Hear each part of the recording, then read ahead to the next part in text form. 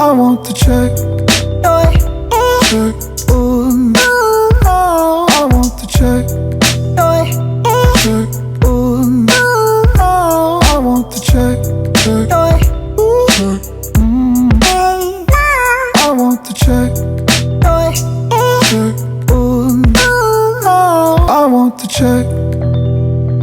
I want the check. Everybody, Quentin Flores here. I am going to be going over a very important thing, especially for my people out there that are driving for dollars and or that are door knocking pre-foreclosures. So pre-foreclosure lead, what is that? A pre-foreclosure lead is when somebody is in default on their mortgage payments and an attorney has filed for substitute appointed trustee to basically notion to revoke that payment from that person so that the house can be foreclosed on at the doorsteps of the auction and the house is going to be sold off to an investor, which is most of the time the first Tuesday of every single month. In Texas, we call it the Texas Tuesday, and it's where all the real estate investors go. If you're building a buyer's list, it's probably one of the best places that you can go to network with people who are already buying property. So our goal as a wholesaler is to find that property before it gets to the auction steps, right? So the auction, we don't want them to take what money that we can put in our pocket. So it's very important for us to outline exactly what door knocking is, guys. So it's one thing to pull a list of leads, yes, but it's another thing to actually act on them. So in this thing, we're going to be going over exactly what door knocking is, the pros and cons, how you can get the comfortable level of a seller to be more, to be more comfortable with actually letting you into the home. So guys, the first thing that happens when you knock on a door is you make what's called point of contact. And this is step one. Point of contact is literally everything, guys. This is going to be how you're going to get inside of the home to make a solidified offer. Now, I would always recommend that anybody that's going to go door knocking, know what you're looking at before you even step into the door. You want to make sure that you're breaking down those numbers.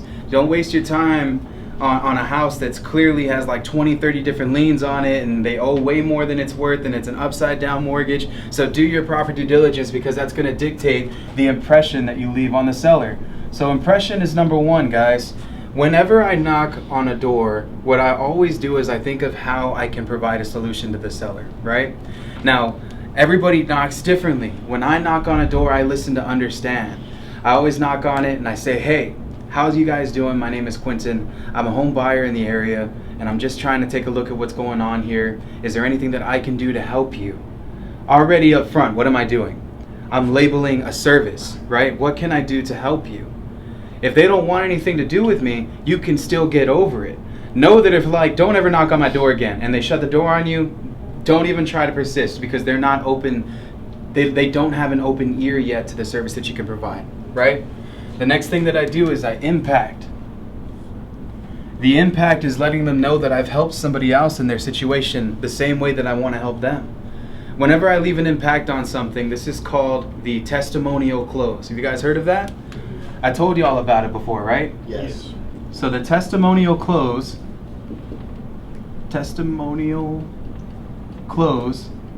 is me telling a story of somebody that I helped before to make them more comfortable with me so that they know that I've helped somebody out to the same tier before.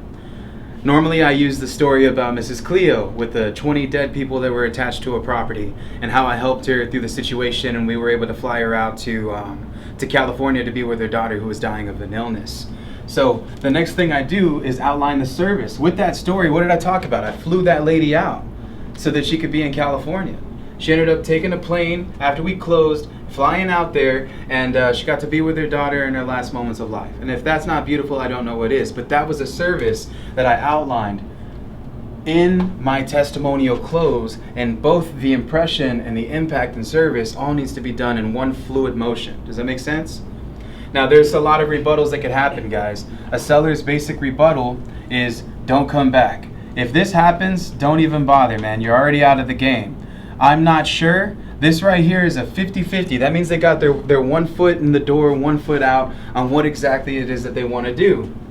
My XXX or whatever you choose it to be, my husband, daughter, friend, father, whoever is working on it, great. Ask for proof of what they're working on. Most of the time when they say this, what they're doing is they're applying for a loan modification. Do you guys know what a loan modification is? I don't know It's all right. It's all right. A loan modification is somebody that is trying to save themselves from pre-foreclosure. Typically what they're doing is they're modifying their loan. Half the time, it's only delaying the inevitable. I'm being brutally honest with you. But a loan mod will save them from pre-foreclosure. However, a loan modification process could take anywhere between 30 to 60 days. And if we get the notification through the Bexar County clerk that everything has already been filed and they're scheduled to go to foreclosure the following month, do they have 30 to 60 days to apply for a loan mod? No. Especially if you're a few weeks in. The auction will literally foreclose on their property. They'll be revoked from the home. A sheriff will go in there and they'll throw all of their stuff out. That's the brutal reality of it. Whenever I'm talking to anybody, though, what I'm doing, guys, is bringing out what's called solution-based mentality. Now, I talked about this briefly on another video that I did, but solution-based mentality is, what can I do? How can I serve you? At the most, will you let me make an offer? So there's so many things that happen when somebody is stating certain wants and needs, and it's based off of a chart, guys. So you have your wants and you have your service. Your wants are, I need more help, meaning that even if I sell you my house and I make nothing, what can I do? So you guys already know that we're gonna make anywhere between 15 to 20 grand on a wholesale fee when it comes to that. That budget that we're looking at on the assignment, so let's say they say I need more help and the best that we can do is buy out what they owe. But we know that we're gonna make 15K to 20K on this property. Then the next thing that I'm going to do, guys, is understand what I can do with $15,000 to $20,000. Can I get them situated in a new place? Yes, we can. Resource, guys, access your resources. Through me, you have access to a lot of things, not just buy your home. What do we also provide when I'm talking to you guys? What else do we provide? Moving assistance. Moving assistance, yep. We also help them find another place, yep. And if they don't have money to pay for a moving company, what do we normally pay for? And we've done it how many times? That service alone will set you apart from the other, I'm telling you, like 15, 20 other people that are bidding on the property. And that right there will put you on, a different level versus our competition. Most of our competitions are dumb and ignorant, bro. They're just looking at what they can put in their pocket. They're not thinking on a solution-based mentality situation where they have to think about, how can I operate with this seller? What can I do to make this seller more comfortable to work with me? How can I serve? When you choose to serve and you choose to give, that is when light is shined upon you. And I want you guys to always know that. We pay for moving expenses. I need more help moving expenses. Where do I go? Where do I go? We can also help you get relocated. We have a really awesome realtor that works with our company. Her name is Norma Lita. She's with Keller Williams Heritage. She's a very awesome agent, and she's helped our sellers find places to go before. I just got done closing on a house on the west side, a little $23,000 house. Resold it for $30,000, and inclusive with that, I helped her find an apartment, and I outsourced to Norma.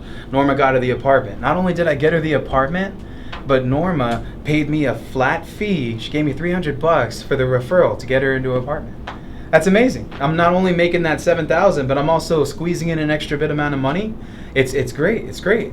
I ended up giving that seller $150 off her first rent. I split it with her down the middle. So be resourceful, guys. What's my time frame? My time frame. Okay, now we're at the end of the rope here. Guys, I'm big on outsourcing. And whenever I'm thinking about outsourcing, I think about subject to. Now, subject to is either something that we're going to take on, which I'll pay you guys your commission for finding it, which means that it's a service that I want you to provide. If for whatever reason they're like, man, I took out a home equity loan and I thought I only owed this much, but I only owe this much, I'm probably only going to make $3,000 or $4,000, and maybe not even that, you could still subject to the property. Do you know what subject to is, guys? It's taking over the payments on a home, right? So it's them deeding you the property. They keep the note, lien, and deed of trust in their name. You carry the deed, and you come into an agreement with your seller based on a power of attorney to pay those payments for the seller. Now, it's a lot to explain. I would never have you guys actually do it. I did make a video on this actually about subject to. It's on my YouTube channel for you guys who don't know. It's a service, right? If we're facing a time frame and we know that we can't beat it, our escrow officer needs 7 days to close, guys. 7-day close. Because it's going to take 3 to 5 business days to order payoff. And then to set everything up to close would be that next 2 to 3 days. And you know that a title company has hundreds of houses that they're working on, right? So for them to rush your file is a big deal. You need at least this 7-day window. If we don't have this 7-day window and we're barking at the pre-foreclosure steps, then there's nothing we can do but take over payments on the property. Now, we outsource this as well, guys. There are people out there, my friends Mike and Charles with Home Buying, Home Selling, that buy houses sub 2. They will pay anywhere between $10K to $20K per sub 2 that I bring to them. So if my seller's wanting to walk away with $5,000 and I know that Mike and Charles will pay $20K for this thing, how much are we gonna make? $15,000. $15,000. And that would be our wholesale fee. We can also use that to break bread with the seller. If the seller wants to walk away with 10, we can make 10 happen because we know that there's a spread there. We make 5, they make 10. We make 2, they make 13. You know what I'm saying? So think about the spread here, guys. Lost a loved one. This one right here, you need at least 14 days to perform on because it's going to take you some time to gather the information. Most houses that go into foreclosure, what you'll find is it's because something bad happened in the family and they lost somebody that they love. That was also maintaining the house payment. Yeah, I see this all too often. When you are getting in this situation, you have to understand something that's very, very important, guys. Solution-based mentality. What do? We mourn with our sellers. How many of y'all have lost a loved one in your 20 plus years of life? I've lost many loved ones. Same, man, same. You have to understand how crazy serious that is because it's a very emotional thing, man. It's a very emotional thing. You have to connect with them too because it sucks to lose somebody. You have to get their mind right for this whole thing to go off. You say, I'm so sorry about what happened to your loss. And I know this might be controversial in a lot of ways, but I know I can still help you, but we have to work together and we need to make sure that we have the time frame. So it could take 14 days for you guys to go the affidavit of heirship route. I know probates take anywhere between 15 to 30, and it depends on how serious the probate case is. But if the person passed away and they left a will behind, we can file that will with an affidavit of heirship. Do you guys know what an affidavit of heirship is? So an affidavit of heirship, for my guys that are watching this, an affidavit of heirship is when the person who passes away didn't leave a will and their heirs are in line to inherit the property. So typically, if they passed away in Texas after 1993, let's say they passed away 2 years ago, then everything goes to spouse, which would be the wife who is vested in title. If they passed away before 1993, then the kids would inherit it, and this is within the state of Texas. So wherever you're watching this from, always check your affidavit of heirship laws and how probate and everything like that works. But typically this is the same in every single state. You take a copy of that will and you file it with your affidavit. It should take you about maybe 3 to 5 days to pull off an affidavit of heirship. You need 2 disinterested parties to sign on this affidavit that aren't involved with the transaction. So they could be the neighbors or friends of the family, but they cannot be related to the actual sellers. An affidavit of heirship will help our seller. Most people won't know how to approach somebody who's going through the loss of somebody that they just loved. You have to be able to sympathize with them, create a solution, and then move forward with that solution. What was that thing that you told me about? AIM. Acknowledge, ignore, and move on, right? That's right. Acknowledge, ignore, and move on, guys. And what is that? That's acknowledging that they have a situation, ignoring the emotional attachment that's involved with it, moving to a solution on how we can help them.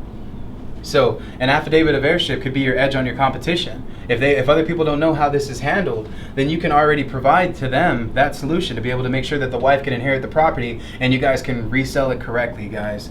So going over everything one more time. The point of contact is based off of your impression, the impact, and the service that you leave on the sellers.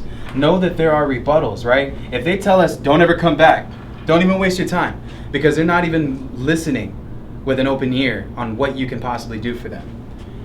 I'm not sure. Boom. Why are you not sure? What can I do? How can I serve you? At the most, will you let me make you an offer? That right there has been my golden ticket inside of the home. Okay, I get it. You don't want to sell your house and you're not sure if you want to. That's fine. What I'm offering you is not an obligation. I'm just offering to help. That's it. And just if you will let me take a look at your home, I can get you an offer within 24 to 48 hours. They'll love that. Even if they don't take it, who doesn't want a solution in their back pocket, right? Banking on solution-based mentality will separate you from the competition, guys. Remember, it's all about your service and the service that you provide. We do a lot more than just buy your house. Highlight those things, guys. Moving expenses, relocation fees. If there's not a big time frame, then we're gonna buy it sub 2. We can outsource to sub 2 and still wholesale it. If they lost somebody close to them, we have time to be able to perform in a certain kind of way. Now, if they have to go through probate, we can still go through probate. Know that probate takes anywhere between 15 to 30 days and they could still lose the house. If that is the case, then we file what's called a TRO. You guys know what that is? TRO stands for Temporary Restraining Order.